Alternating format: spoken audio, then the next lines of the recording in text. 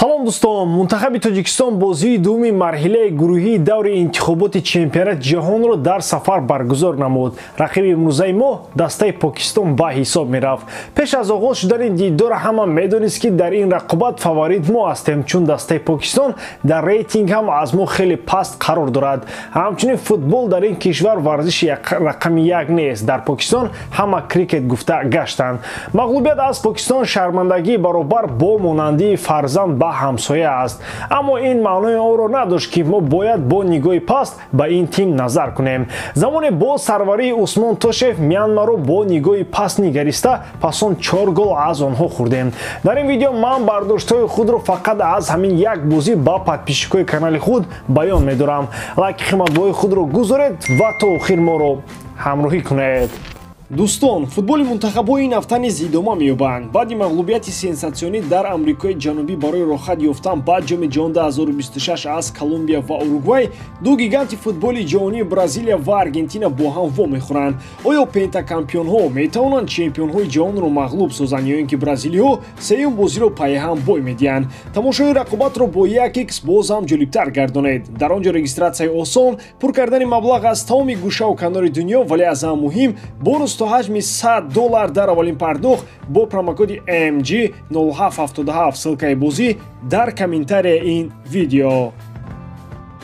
Дар ҳаёти мо ягон тағйирот ба фарқ аз бозӣ бо Урду набуд. Схемаи бозӣ дар экран 4-3-3 нишон дода бошад, ҳам ин тавр набуд. Дастаи мо бо схемаи 4-2-3-1 бозӣ мекарданд.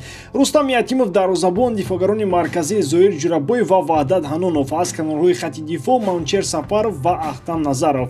Дар хати нимояи такягӯи Амирбек Ҷурабоев ва Парвиҷон Умарбоев ба бозӣ омаданд. Каме пештар аз онҳо Алишер Ҷалилов, Эҳсони Паншанбе ва Амадони Камолов дар майдон буданд. Дар ҳамла Рустам Соиров бозӣ мекард. Маълум ки дар ҳуҷумҳо ба ӯ Алишер, Амадони ва Эҳсон кӯмак мекарданд. Парвиз ва Амирбек ҳам зиёд ба ҳамла рафтанд. Бозӣ аз аввал бо идораи бозингарони мо шурӯъ шуд. Ҳисоби голҳоро Амадони Камолов кушод.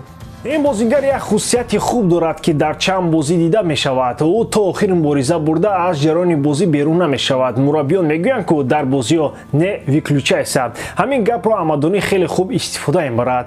Баъди ин гол Рустам Соиров ҳам пушкаи худро бароварда зарбаи аз фосилаи дур задаи ӯ бо голи дуввум анҷом ёфт. Пас аз ду гол миллупӯшони тоҷики мо ба он машғул шуданд ки бозиро каме ором кунанд. Дар ҳамин марҳила бозингарони покистонӣ ягона голи худро ба ҳадаф расонданд.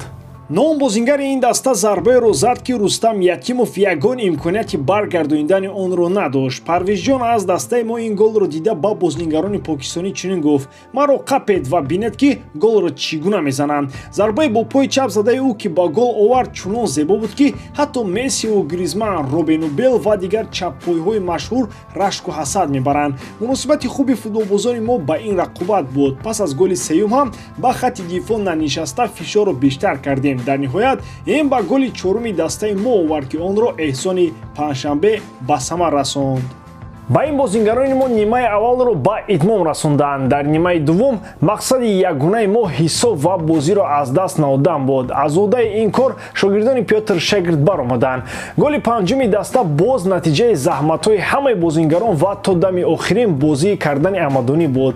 Ӯ боз ҳам дар мавқеи дуруст ва дар вақти лозимӣ ҳузур дошт. Шаҳром Самиевро метавон толебаландтарин бозингари тими миллӣ дар чанд бозии охир гуфт. ӯ дар се бозии охир пайопай гол мезанад. Ба дарвозаи Малайзия, ба дарвозаи Урдун ва акнун ба дарвозаи Покистон. ҷокери ҳақиқии Шегирд Шаҳром аст. Дар ҳар се бозӣ аз ҳайати захиравӣ ба ҷои Рустам Соиров ба майдон омад.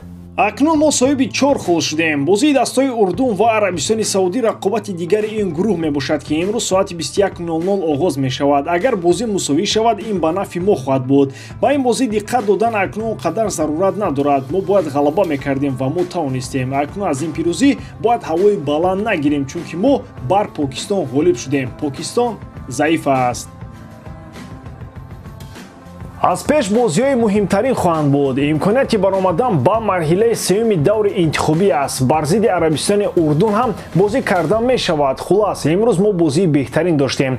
рақиб ба мо инро иҷозат дод, аммо арабҳо чунин мавқеҳои холиро бароямон фароҳам намеоранд. онҳо дар хатти дифоъ мисли Покистон хушомадед намегӯянд. бо онҳо мушкил мешавад, аммо ягон чизи номумкин нест. дигар ҷои тарсу ҳарос вуҷуд надорад.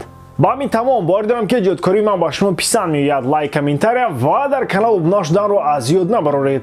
бо шумо мисли ҳар вақта Муҳаммад Гаиров. хай бародарон, дар паноҳи Аллоҳ.